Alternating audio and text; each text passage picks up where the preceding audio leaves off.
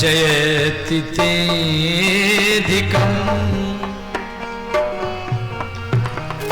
जन्मना प्रजा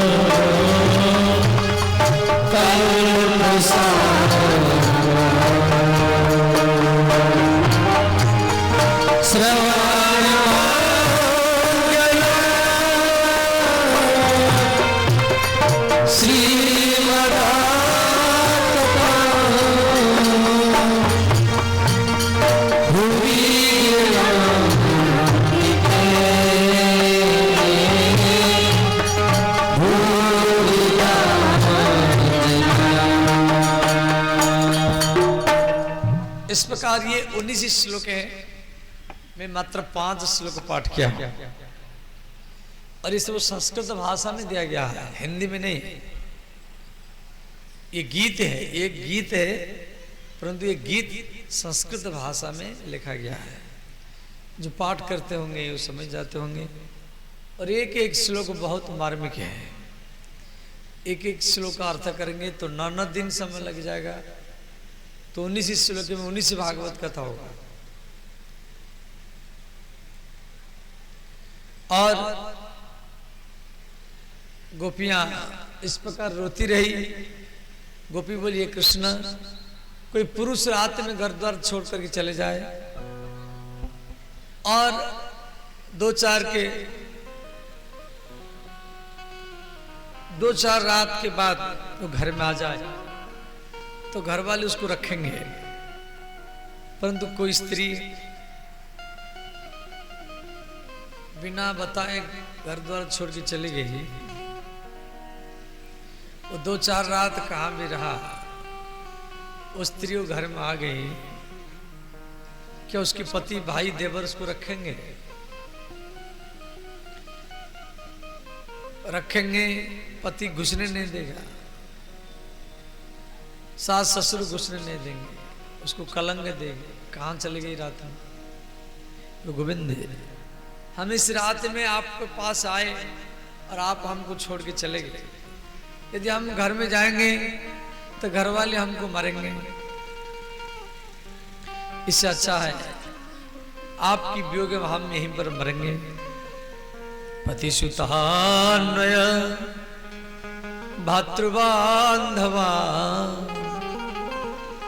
पति को छोड़कर की, पुत्र को छोड़कर की, सास ससुर को छोड़कर की, नीति विलंघय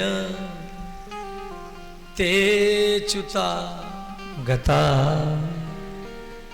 स्त्री के लिए घर का दरवाजा ही लक्ष्मण का रेखा है। अब आप हमको छोड़ के चले गए, अब हम करेंगे क्या? इस प्रकार गोपी रोती रही। तो गोपियों के बीच में भगवान कृष्ण प्रकट हो गए। बोले श्री रास बिहारी भगवान की जय। तो भगवान जब प्रकट हुए तो गोपी सब अपना अपना कृष्ण को पकड़ लिया। तो जितना गोपी इतना कृष्ण है। देखो, प्रेम दो प्रकार के होते हैं, एक वियोग प्रेम, एक संजोग प्रेम। दोनों चाहिए, वियोग भी चाहिए, संजोग भी चाहिए। पति विदेश में पतिव्रता स्त्री हरदम याद करती है, तो पति घर पास में आ जाते हैं तो कभी कभी लड़ाई भी हो जाता है। तो दोनों आवश्यक है, जियो संजोग और वियोग। तो गोपियां भगवान को पकड़ लिया कि आप कहाँ थे? हम आपको गीता में, रामायण में, भागवत में, वृंदावन में, अयोध्या में, गंगा के किनारे में, शिवलिंग में, कामरिया में, हर जगह में ढूंढा, अब थे कहाँ? भगवान बोले गोपियों, आ मुझे हवन में ढूंढा, जप में, तप में ढूंढा, मंत्र में ढूंढा, भागवत रामायण गीता में ढूंढा, शिवालय में ढूंढा, वृंदावन अयोध्या में, तीर्थ में, गंगा के किनारे में भी ढूंढा, ध्यान में, जाप में, ताप में भी ढूंढा, परंतु मैं आपके भीतर में ही चुप करके ही बैठा था। मैं आपको दर्शन देने के लिए किसी मंदिर से नहीं आया हूं, या वृंदावन अयोध्या से, वैकुंठ से नहीं आया हूं। मैं आपको दर्शन देने के लिए आपके भीतर से ही बाहर आया हूं। अच्छा, यही गलती हम भी करते हैं। हम लोग जिंदगी भरी भगवान को बाहर में ही ढूंढते रहते हैं।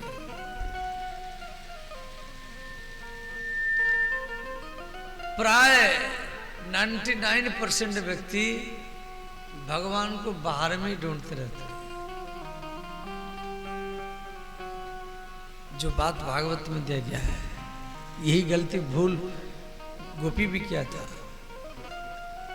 इसलिए भगवान अंतर्ध्यान हो गए। भगवान विराटपुर में नहीं है, देवघर में है।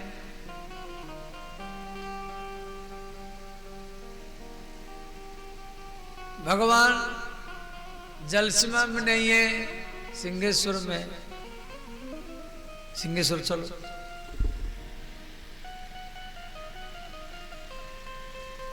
यही सोच हम लोगों के अंदर में होता है। और ये सोच जब तक नहीं जाएगा तो भगवान नहीं मिलने वाले।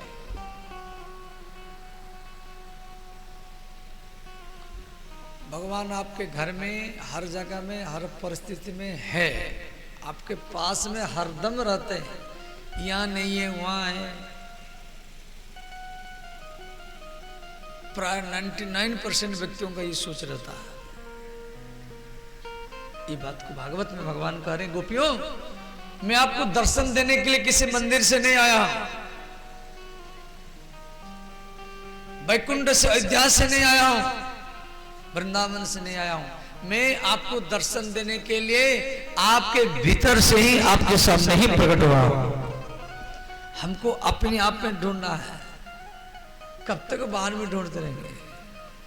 ढूंढते ढूंढते मर जाते, कई जन्म चला जाता है, जन्म जन्म चला जाता है, तो ही भगवान नहीं मिलते। भगवान के दर्शन तत्काल होता है, परंतु आपके अंदर में तो जिज्ञासा हो, लालसा हो।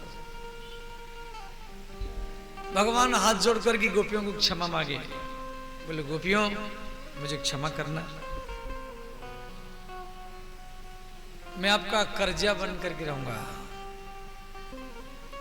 आपका कर्ज में चुका नहीं पाऊंगा। भागवत में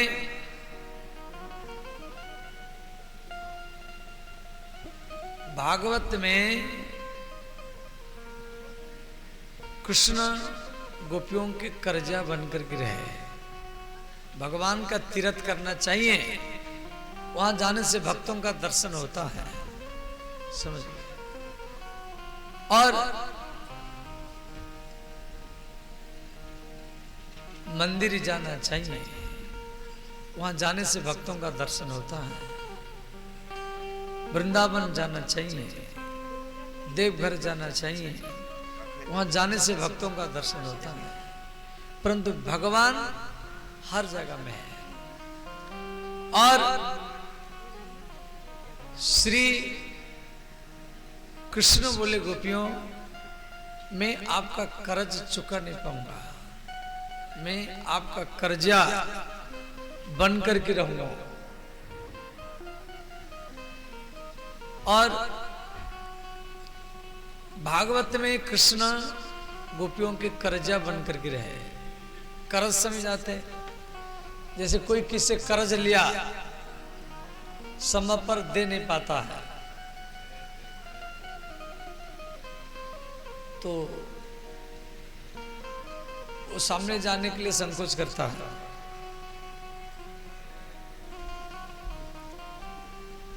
बार बार कहता है मैं अभी की बार जमीन बेच के दे दूंगा, अनाज बेच के दे दूंगा, दे नहीं पाता है। रामायण में राम जी हनुमान जी के कर्जा बन करके रहे, और भागवत में कृष्ण गोपियों के कर्जा बन करके रहे।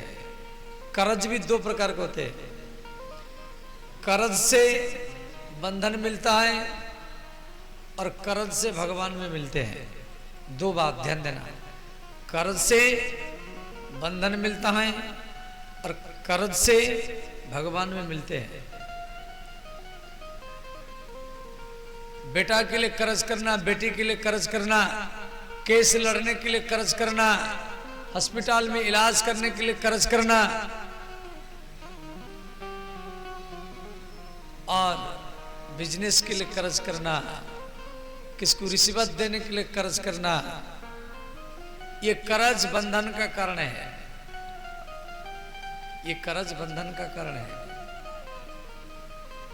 भगवान के लिए कर्ज करना, मंदिर बनाने के लिए कर्ज करना, संतों की सेवा के लिए कर्ज करना, देश की सेवा के लिए कर्ज करना, भागवत के लिए कर्ज करना, यज्ञ अनुष्ठान के लिए कर्ज करना, और ये कर्ज भगवान से ही मिला देता है। सुनता देखो, जो पत्नी को अपना मानेगा वो पत्नी के लिए कर्ज करेगा,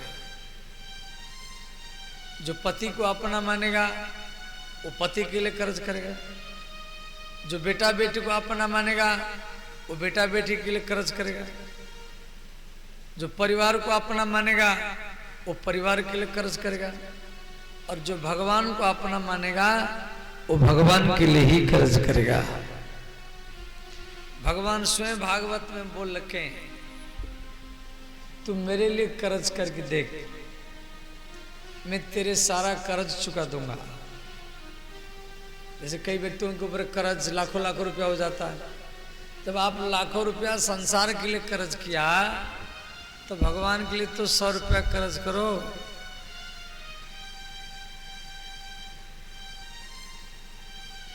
व्यक्ति जब तक अपना नहीं मानेगा भगवान को, तब तक भगवान के लिए कर्ज नहीं कर सकता। और भगवान को अपना मानना ही भक्ति है। आप हम लोग भगवान के मंदिर तो पूजा करते हैं, दिन भरी पूजा करते हैं, परंतु प्रणाम करते समय में आप भगवान को क्या मांगते हैं? बेटा के लिए नौकरी मांगते हैं, बेटा बेटी मांगते हैं, रुपया मांगते, इलेक्शन में जीत हो ये मांगते हैं। माने आप पूजा करते भगवान को, परंतु प्रणाम करते समय जिसके लिए आप मांगते हैं आपका उसको ही आप अपना मानते हैं, भगवान को अपना नहीं मानते।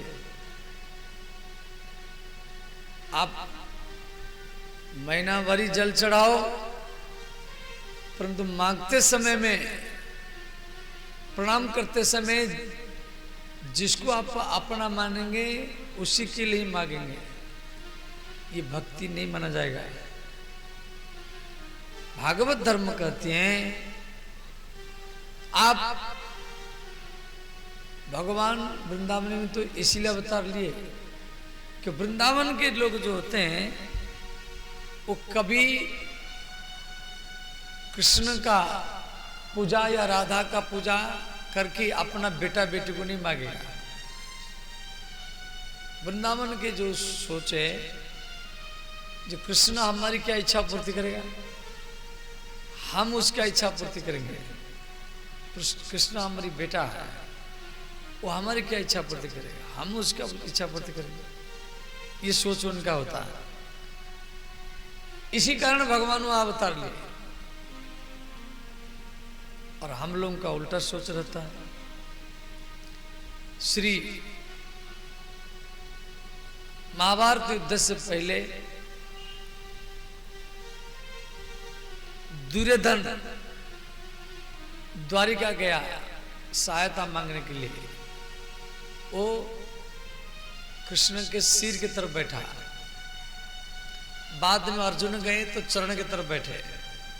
भगवान कृष्ण का निधि टूटा तो श्री कृष्ण का नजर अर्जुन के ऊपर गया। बोले मित्र आप कब आए? दुर्योधन का भगवान में पहला आया। भगवान बोले बताओ क्या बात? दुर्योधन ने कहा महाभारत युद्ध होगा, हम आपसे सहायता मांगने के लिए आए हैं। कृष्ण बोले देखो हम युद्ध में अस्त्र नहीं उठाएंगे, हम युद्ध में अस्त्र नहीं उठाएंगे। दोस्तों आपकी स्क्रीन पे एक टेक्निकल चार्ट आपको जो इच्छा है ले लो। BCG यानी कि अब दुर्योधन ने सोचा यदि ये अस्त्र नहीं उठाएंगे फिर इनको लेके क्या करेंगे? कि सर अभी तो ये इनको लेके फिर क्या करेंगे? तो अस्त्र उठाएंगे नहीं। आपने तो बताया था भागेगा। दुर्योधन ने कहा आपका हाथी चाहिए, आपकी घोड़ा चाहिए, आपका सेना चाहिए, आपकी नारायणी सेना चाहिए, आपका अस्त्र चाहिए, तो एक मंथ के कैंडलस्टिक आपका कवच चाहिए। भगवान बोले ले जाओ। भगवान अपनी नारायणी सेना, हाथी, घोड़ा, कवच, अस्त्र शस्त्र सब दुर्योधन को दे दिए, ले जाओ। अर्जुन को बोले मित्र आपको क्या चाहिए? अर्जुन का केशव मुझे आपसे ना घोड़ा चाहिए, ना हाथी चाहिए, ना अस्त्र चाहिए, ना शस्त्र चाहिए, मुझे आपसे कुछ नहीं चाहिए, मुझे केवल केवल आप ही चाहिए और कुछ नहीं चाहिए। कृष्ण बोले मुझे लिए क्या करेगा, मैं तो अस्त्र उठाऊंगा नहीं। अर्जुन कहा मेरे रथ में बैठे रहना, बेस आप कुछ नहीं करना, केवल रथ में बैठे रहना। दुर्योधन जो गलती किया और वही गलतियां हम जिंदगी भर करते रहते। एक मंथ के कैंडलस्टिक चार्ट पर, तो एक मंथ के कैंडलस्टिक चार्ट पर यहाँ पर और अर्जुन कृष्ण को ले आया। यहाँ पे आप देख सकते हैं कई तरह की इंडस्ट्रीज को ये सर्व कर रही है और इनके जो मेजर क्लाइंट्स हैं और हम लोग हर पल पल में वही गलती करते हैं। चलिए अब यहाँ पे हम देख लेते हैं कि इसके फंडामेंटल्स क्या कहते हैं। देखिए फंडामेंटल अर्जुन इतिहास कमाया। अर्जुन माने अर्जवम इति अर्जुन, प्रॉफिटेबल है। अर्जव माने सरलता, जिसके जीवन में सरलता हो, सहजता हो, कृष्ण उसी का ही साथ देता है। गुजरात स्टेट फर्टिलाइजर, हमको सीधा भगवान चाहिए। भगवान से कुछ नहीं चाहिए, भगवान चाहिए। यही भक्ति मार्ग है। तो भगवान गोपियों को बोले, गोपियों मैं आपका कर्जा बन करके रहूंगा, एक अवतार नहीं 1000 अवतार लेकर के आपका कर्ज चुका नहीं पाऊंगा।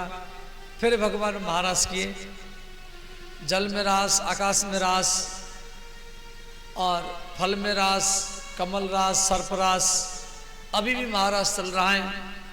वृंदावन में एक निधिवन है, उसमें बहुत पेड़ है, एक पेड़ दूसरे से लपटा हुआ है, चपटा हुआ है, वो पेड़ सब लेटा हुआ है। वही से वो पेड़ रात में गोपी बन जाती है। और वो वन में, उसका वन का नाम है निधिवन। उसी वन में कोई भी रात में नहीं रहता है। आप जाके रहेंगे वो वन में तो सरकार आपको पकड़ करके जेल में घुसाएगा। जो निधिवन है, वृंदावन में एक निधिवन है, अभी भी है, उसी में मान लो आप रहेंगे रात में छुप करके तो पुलिस आपको ढूंढेगा, और ढूंढेगा नहीं, लेकर के रात भर जेल में रखेगा। एक बार रहा, 2 बार, 3 बार रहा, दो नहीं माने तो जबरदस्त कई महीना तक जेल में रखेगा। वैसा वन है। उसी वन में रात में कोई नहीं रहता, और उसी वन में मान लो कोई रहता है वो मर जाता है। ऐसे इसी कलयुग में बहुत संत हुए, श्री श्यामानंद जी हुए, चैतन्य महाप्रभु, जिनको वहां पर भगवान राधा कृष्ण का दर्शन हुआ। वो वृंदावन का निधि है, प्राण है, इसीलिए उसका नाम पड़ा निधिवन। भगवान वहां आज भी महाराज करते हैं। श्री सूरदास का एक पद है,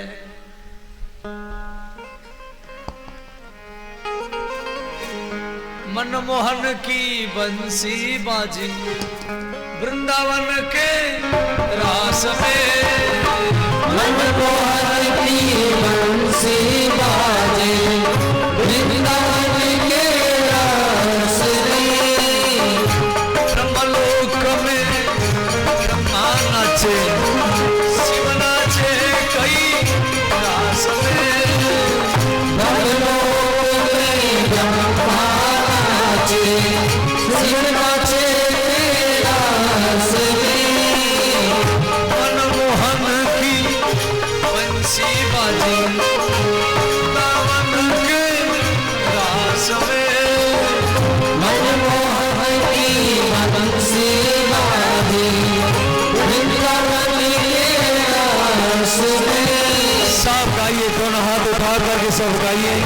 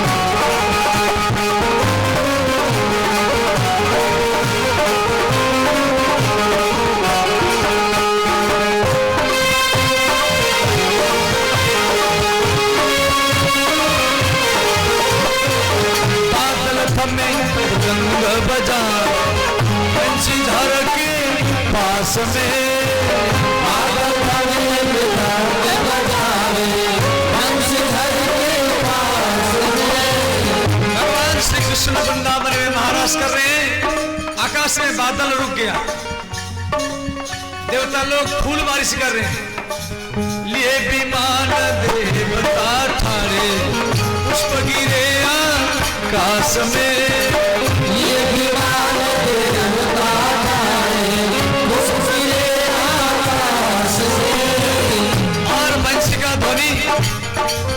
पाताल में गया, पाताल में पाताल लोको व्याकुल भय, शेषनाग सुर पास में पाताल लोको व्याकुल भय, शेषनाग सुर पास में।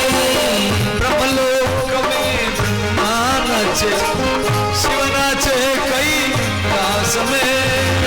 ब्रह्मलोक में ब्रह्मा नाचे, शिव नाचे कैलाश में। मनमोहन की बंसी बाजे, नमन के रास में। मनमोहन की बंसी बाजे, नमन के रास में। सब गाइए दोनों हाथ उठाओ।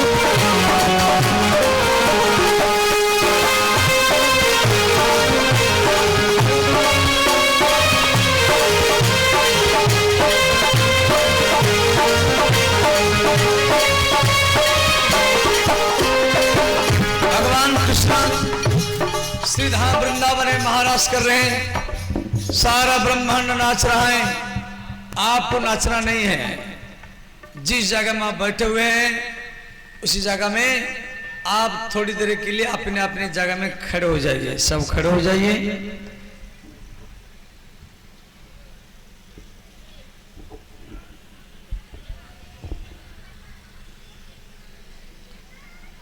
सब हाथ जोड़ लीजिए, सब हाथ जोड़े, आंख बंद करें, हाथ जोड़ लीजिए, आंख बंद कर लीजिए। मैं जैसे बोलूंगा ऐसे ही आपको ध्यान करना है। श्री धाम वृंदावन का ध्यान कीजिए। अनंत गोपी अनंत कृष्ण, माने जितना गोपी है इतना कृष्ण है। भगवान हर गोपियों के हाथ पकड़ करके नाच रहे हैं, ऐसा ध्यान कीजिए। भगवान शिव वो भी गोपी बन करके, स्त्री बन करके कृष्ण का हाथ पकड़ करके नाच रहे, उनका भी ध्यान कीजिए। जितना ऋषि मुनि है, विश्वामित्र, वशिष्ठ, भरद्वाज, वो भी गोपी बन करके, स्त्री बन करके कृष्ण हाथ पकड़ करके नाच रहे हैं, उनका भी ध्यान कीजिए। और आकाश मार्ग से देवता लोग को फूल बारिश कर रहे हैं। पूर्ण चंद्रमा है, शरद पूर्णिमा का रात है, यमुना का किनारा है, आप ध्यान कीजिए। और इसी विराटपुर से, चंडी स्थान से आप भी वृंदावन गए हैं और आप भी महाराष्ट्र में कृष्ण का हाथ पकड़ करके नाच रहे हैं। इस प्रकार आप ध्यान कीजिए।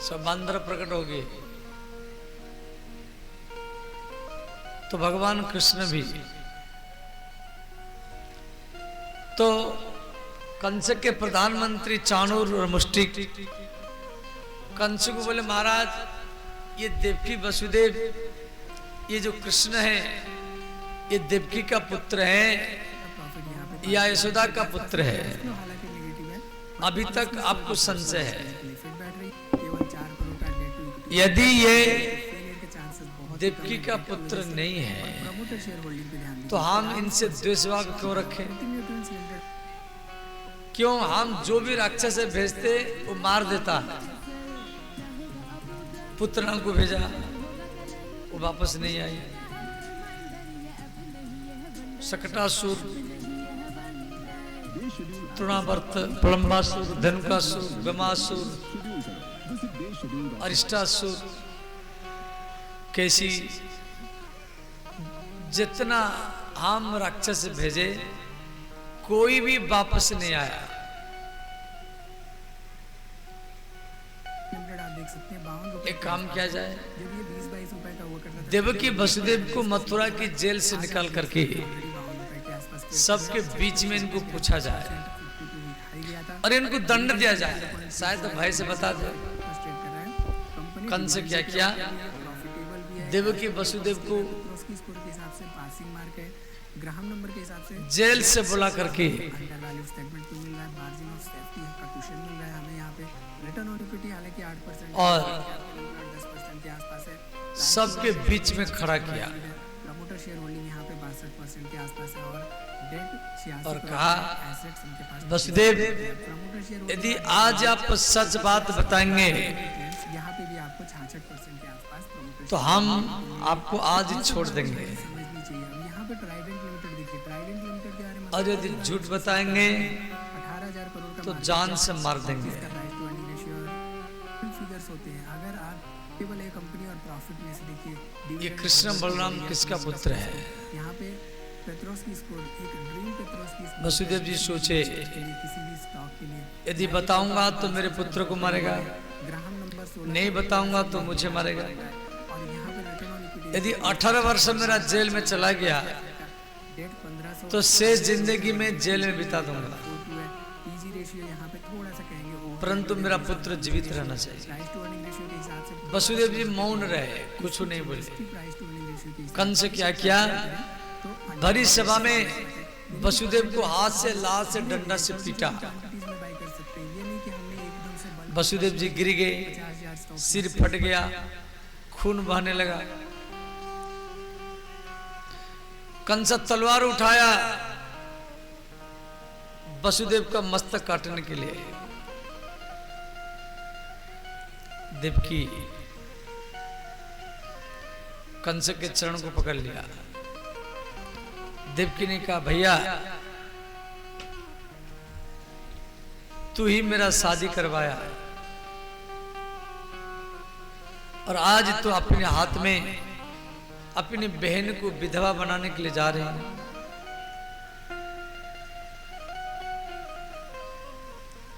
कंस का, बहन यदि तू सच बात बताएगी तो मैं तेरे पति को छोड़ दूंगा। ये कृष्ण बलराम किसका पुत्र है? देवकी मैंने विचार की, नहीं बताऊंगी तो पति को मारेगा, बताऊंगी तो पुत्र को मारेगा, परंतु इस समय पति के ऊपर संकट है, बाद की बात बाद में देखा जाएगा। तो देवकी माता इस बात को खोल दिया और कहा, भैया बलराम जो मेरा 7वां गर्भ के संतान है और कृष्ण जो है मेरे 8वां गर्भ के संतान है। अब कंस का संशय दूर हुआ। कंस वसुदेव को कहा, वसुदेव अब वचन दिया था देवकी की गर्भ से जो संतान होंगे मैं आपको दे दूंगा, तो 8वां बालक को आप गोकुल में लेकर कैसे छुपाया?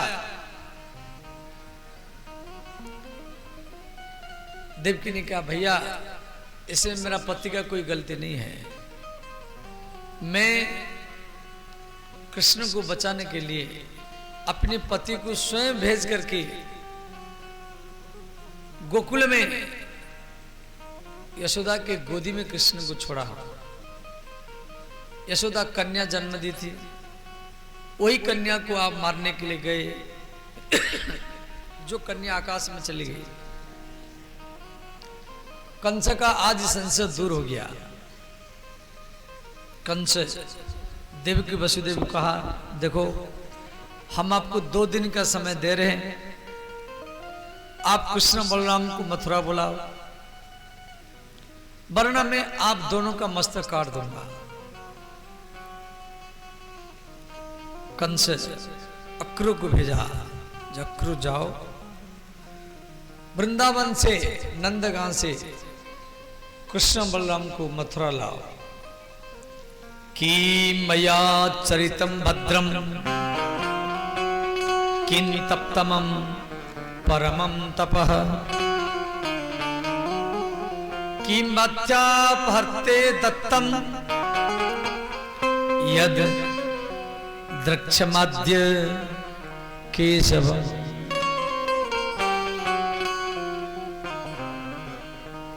श्री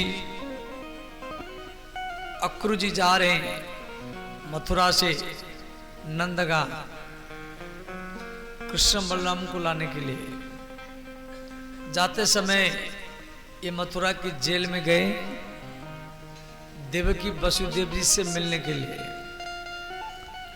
तब वसुदेव जी को देख करके अक्रू जी रोने लगे। क्यों? वसुदेव जी का सारा रोम रोम से खून बह रहा था।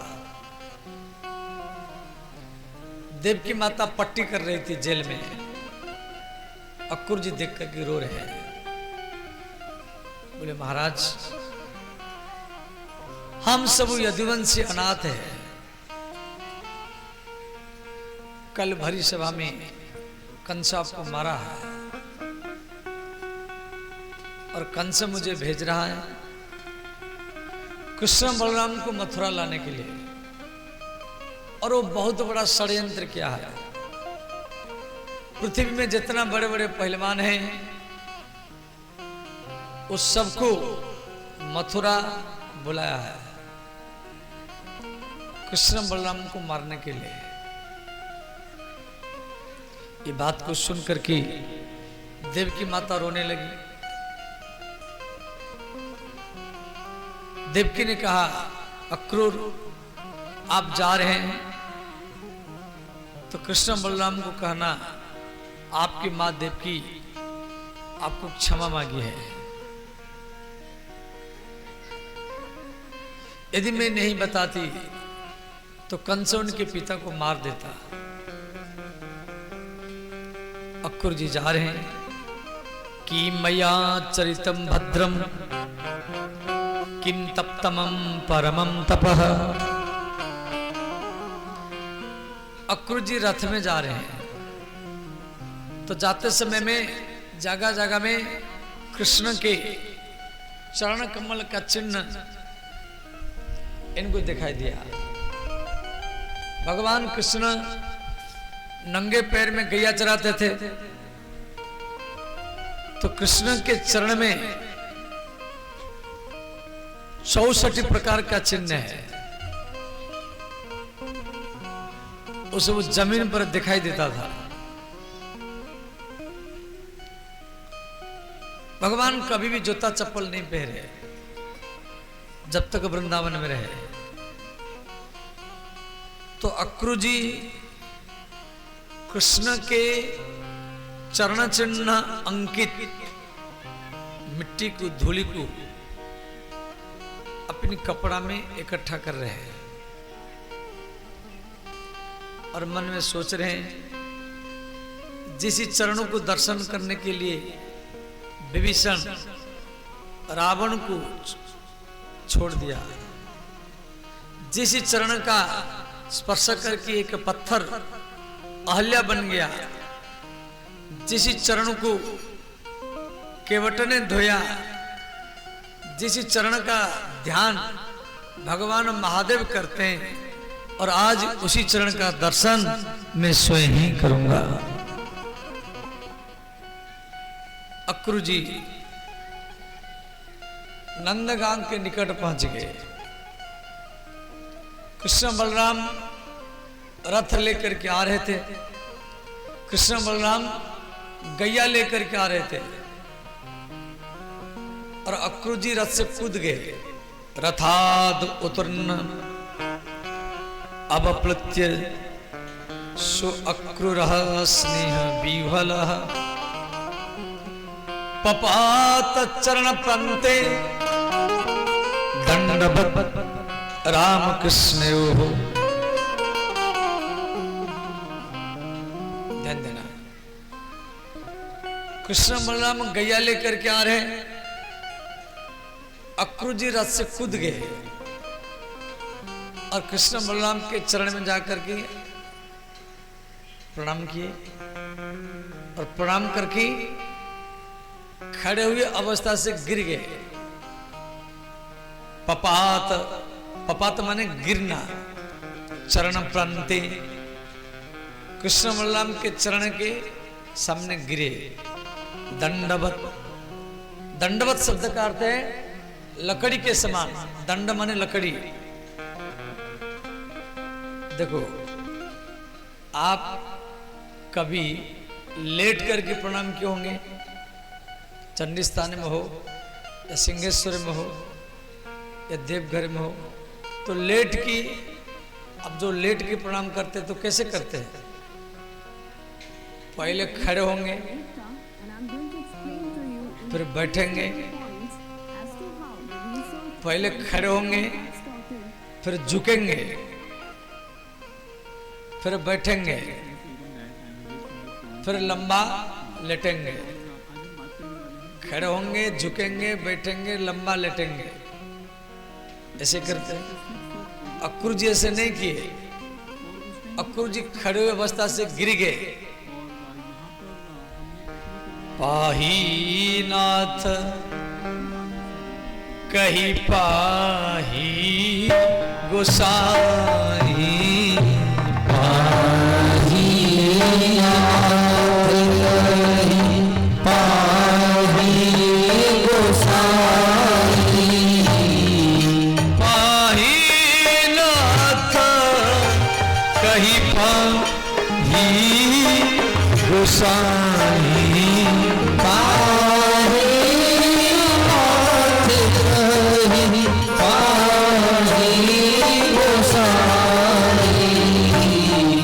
भूतल तले पड़े लकुट की नाम,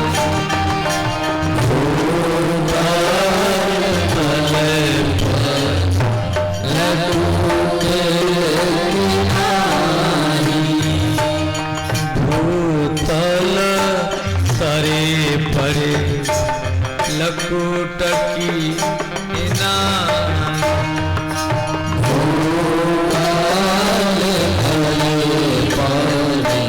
लकुट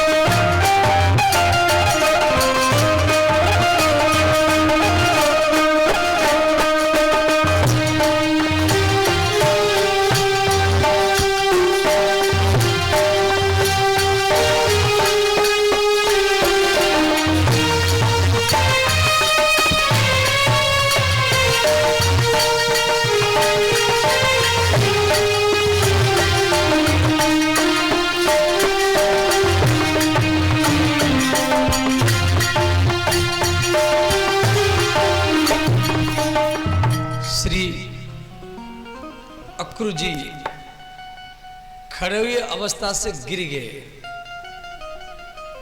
कृष्ण और बलराम की चरण में। अब आवाज होगा, कृष्ण बलराम पकड़ करके अक्रू जी को उठाए और बोले चाचा जी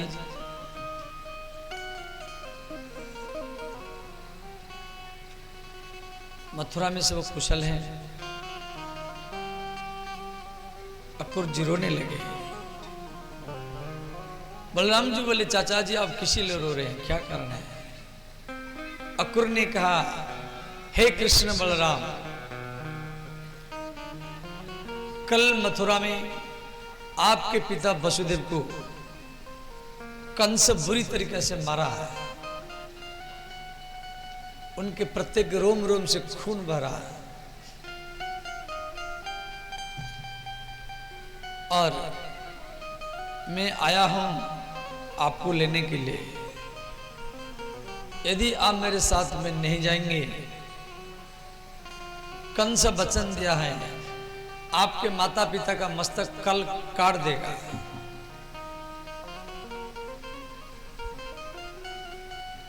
ये बात को सुनकर के बलराम जी उदास हो गए। कृष्ण को बोले कन्हैया, हमारी माता पिता देवकी वसुदेव अभी भी मथुरा के जेल में है। उनको पुत्र जन्म करने का कोई भी सुख नहीं मिला। हमारी 6 भाइयों को कंस मार दिया और हमारी माता पिता 18 वर्ष से जेल में है। यदि हम उनके गर्भ से जन्म नहीं लेते तो उनको कष्ट नहीं होता। तो बलराम जी कृष्ण को बोले कृष्ण कन्हैया, भैया कन्हैया, कल हम मथुरा जाएंगे। कल हम मथुरा निश्चित जाएंगे और कल का दिन कंस का अंतिम दिन होगा। कंस को कोई भी बचा नहीं सकता। श्री कृष्ण बलराम अक्रू को लेकर के नंद महल में आए, आसन दिए, बैठाए और अक्रू जी के चरणों को कृष्ण बलराम धोए,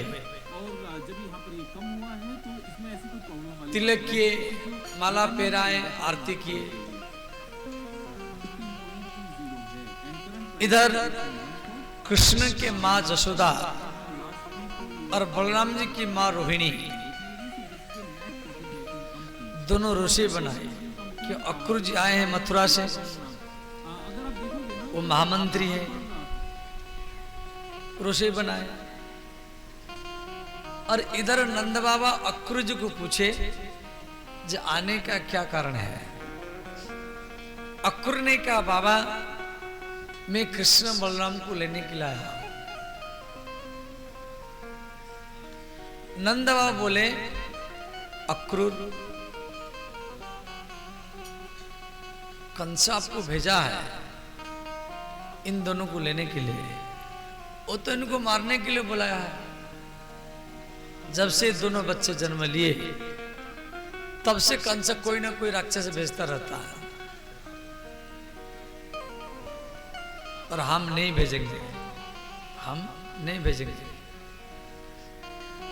अक्रूर ने कहा बाबा इसमें देवकी वसुदेव का सहमति है।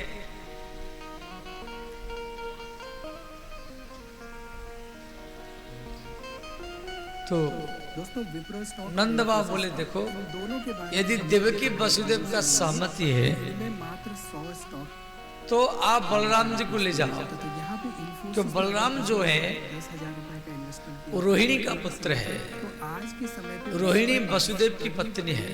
1,02,000 शेयर्स होते वो कंस के भय के कारण मेरे घर में रहती है, के आसपास होते। तो आप समझ सकते हैं महर जी, परंतु कृष्ण तो मेरा पुत्र है, इन्फोसिस पे मैं उसको जाने नहीं दूंगा।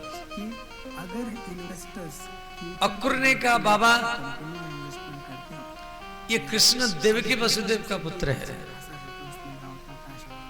नंद बाबा बोले नहीं नहीं, कृष्ण मेरा पुत्र है, मैं इसको जाने नहीं दूंगा। तर्क वितर्क हुआ। यशोदा मैया आई, नंद बाबा यशोदा के हाथ को पकड़ करके रोने लगे। बोले यशोदे, अक्रूर कहता है कृष्ण देवकी का पुत्र है। 1000 रुपए आज के समय पे करीब यशोदा मैया नाराज हो गई। आपको दिखा रहा होता यशोदा मैया बोली नहीं नहीं, कृष्ण मेरा पुत्र है, कि मैं उसको जाने नहीं दूंगी। कंपनियां आती हैं, कंपनी अब वरुण ब्रदर्स अब कृष्ण देवकी का पुत्र है या यशोदा का पुत्र है, इसको प्रमाणित करने के लिए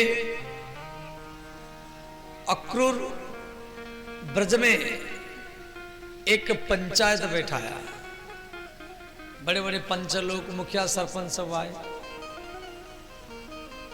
जो कृष्ण देवकी का पुत्र है या यशोदा का पुत्र है, कि अक्रूर वाले 15-20 सालों तक क्या सिस्टम, कृष्ण बलराम को लेने के लिए आया ये है। सब जानना हमारे लिए जी बहुत जरूरी है। बलराम जी को लेने का पूर्ण अधिकार है कि बलराम फास्ट रोहिणी का पुत्र है, तो आप रोहिणी वसुदेव की पत्नी है।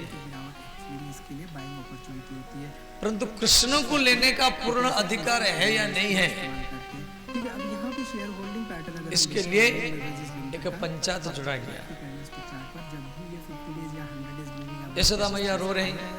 इसमें एक स्ट्रॉन्ग रिवर्जन आपको देखने को श्री रिवर्जन कहने का मतलब है कि गिरावट अक्रूर जी बोले सबके बीच में, होने के बाद एक नया जो ब्रजवासियों, वृंदावन वासियों, गोकुल वासियों, यहाँ पे गिरावट हुई है भाद्र मास कृष्ण पक्ष की अष्टमी को बेस्ड ऑन देवकी माता के गर्भ से ठीक है। तो यहाँ पे HCL टेक्नोलॉजीज में रात में कृष्ण का जन्म हुआ था। देखने को मिल रहा है। वहीं पे अगर हम HCL के कंस के भय के कारण रिकॉर्ड की बात करें तो आप वसुदेव जी 2015 में 1:1 की रेशियो रात रात में यमुना नदी पार करके किया था। गोकुल में एक्सपेक्ट कर सकते हैं कि एटलीस्ट यशोदा के गोदी में कृष्ण को छोड़ दिए। बेस्ड ऑन मार्केट से यशोदा एक कन्या जन्म दी थी, सकता है HCL टेक्नोलॉजीज लिमिटेड में। तो HCL टेक्नोलॉजी वो कन्या को लेके चले गए। इंक्रीज कर रही है और साथ ही जो कन्या को कंस मारने के लिए गया, तो 61% वो कन्या आकाश में दुर्गा महाविद्या के रूप में जाकर के प्रकट हो गई, वो नहीं मरी। अब मैं आया हूं कृष्ण को लेने के लिए। अच्छा, ये बात किसको मालूम नहीं है?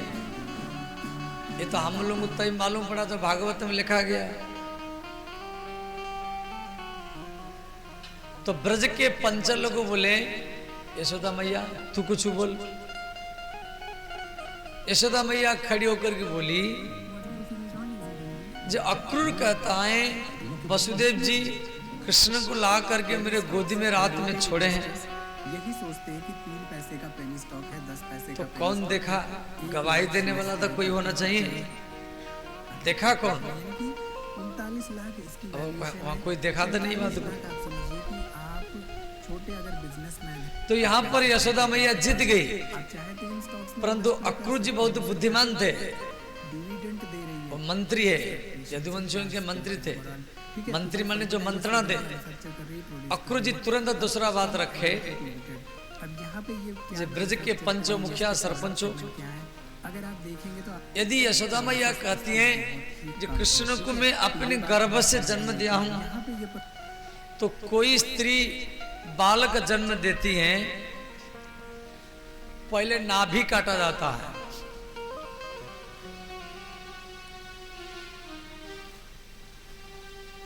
तो यशोदा मैया कृष्ण का नाभि किसके द्वारा कटवाई है? कौन सा ठाकुरानी? पर्टिकुलर स्टॉक देखिए, बसंत एग्रोटेक कोई नाई की पत्नी नाई नहीं, ठाकुर की पत्नी ठाकुरानी। के प्रोडक्ट से कन्या का तो नाभि काटा होगा, तो आपको थोड़ा बहुत आइडिया होगा कि किस उसको बोला जाए तभी तो हम मानेंगे। तो आप जेरोडा के साथ डीमैट अकाउंट ओपन कर सकते हैं। ऑब्वियसली ये नंबर 1 पंचलोक यशोदा मैया को बोले मैया तू कन्या का नाभि किसके द्वारा कटवाई है? लॉन्ग टर्म उसको बोला, मैन्युफैक्चर कर रही है, इलेक्ट्रिक व्हीकल्स मैन्युफैक्चर कर रही है और साथ ही साथ इसके फंडामेंटल और वहां जितना सब ठाकुरानी थी रिलेशंस लिमिटेड की सब आपस में चर्चा करने लगे। अरे बहन, वहां तो पहले से नाभि कटा हुआ था, वहां तो पहले से नाभि कटा हुआ था, हम नहीं काटे, हम नहीं काटे, हम नहीं काटे। माँ यशोदा गवाही में, प्रमाण में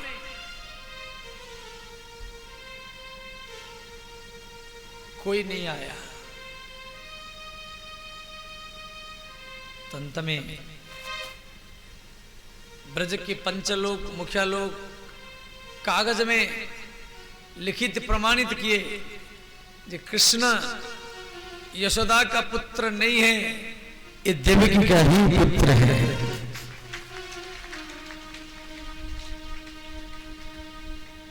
यशोदा मैया सबके बीच में हार गई। मैया यशोदा सबके बीच में रोने लगी। भगवान कृष्ण गैया चराने के लिए गए थे, उनको कोई जाकर के बताया ये कन्हैया तेरे मैया यशोदा पंचायत में बैठ करके रो रही हैं। कृष्ण भागे भागे आए, देख रहे हैं जनता भीड़ है और मैया रो रही हैं। श्री कृष्ण बोले मैया आप क्यों रोती हैं, क्या कारण है? यशोदा ने कहा कन्हैया पुत्र में हार चुके हो, पुत्र